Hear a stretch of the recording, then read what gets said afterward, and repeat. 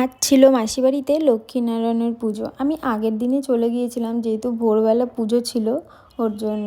আর আজকের দিনে অনেকের বাড়িতেই পুজো হবে। আজকের দিনটা খুবই শুভ। তোমাদের কার কার বাড়িতে পুজো হচ্ছে তোমরা অবশ্যই আমাকে কমেন্ট করে জানিও।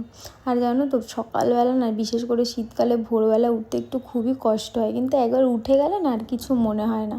তারপর দেখো, এখানে তো আমি সকালবেলা উঠে নিজে স্নান করে রেডি হয়ে সব ঠাকুরকে স্নান করিয়ে দিলাম। ব্রাহ্মণ আমাকে যেভাবে বলে দিয়েছে সেভাবেই করিয়েছি। আর মা লক্ষ্মীকে শাড়ি গয়না পরে কতটা সুন্দর লাগছে, তাই না? আর এখানে দেখো, আমি তোমাদের সঙ্গে শেয়ার করলাম পুজোতে কী কী আয়োজন হয়েছে সব কিছুই। আর মা লক্ষ্মী, নারায়ণ, গোপাল সবাইকে সুন্দর করে সাজিয়ে দিয়েছি, খুবই সুন্দর লাগছিলো। আর এখানে দেখো, ভোগের প্রসাদের আয়োজন হচ্ছিল। এখানে মা রান্না করছিল। এখানে হবে পালং শাকের একটা ঘ্যাট, আর হবে হচ্ছে গোবিন্দভোগ চালের খিচুড়ি। দেখবে পুজো বাড়ির প্রসাদটা না একটু বেশি খেতে ভালো লাগে।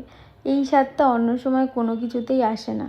তারপর দেখো, এখানে তো আজ ছিল মাসিবাড়িতে লক্ষ্মীনারায়ণের পুজো। আমি আগের দিনে চলে গিয়েছিলাম, যেহেতু ভোরবেলা পুজো ছিল ওর জন্য।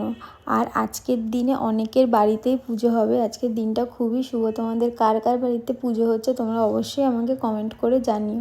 আর জানো তো, সকালবেলা না, বিশেষ করে শীতকালে ভোরবেলা উঠতে একটু খুবই কষ্ট হয়, কিন্তু একবার উঠে গেলে না আর কিছু মনে হয় না।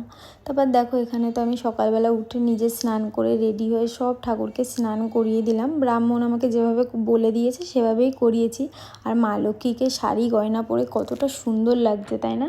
আর এখানে দেখো, আমি তোমাদের সঙ্গে শেয়ার করলাম পুজোতে কী কী আয়োজন হয়েছে সব কিছুই। আর মা লক্ষ্মী, নারায়ণ, গোপাল সবাইকে সুন্দর করে সাজিয়ে দিয়েছি, খুবই সুন্দর লাগছিলো। আর এখানে দেখো, ভোগের প্রসাদের আয়োজন হচ্ছিল। এখানে মা রান্না করছিল। এখানে হবে পালং শাকের একটা ঘ্যাট, আর হবে হচ্ছে গোবিন্দভোগ চালের খিচুড়ি। দেখবে পুজো বাড়ির প্রসাদটা না একটু বেশি খেতে ভালো লাগে। এই স্বাদটা অন্য সময় কোনো কিছুতেই আসে না। তারপর দেখো, এখানে তো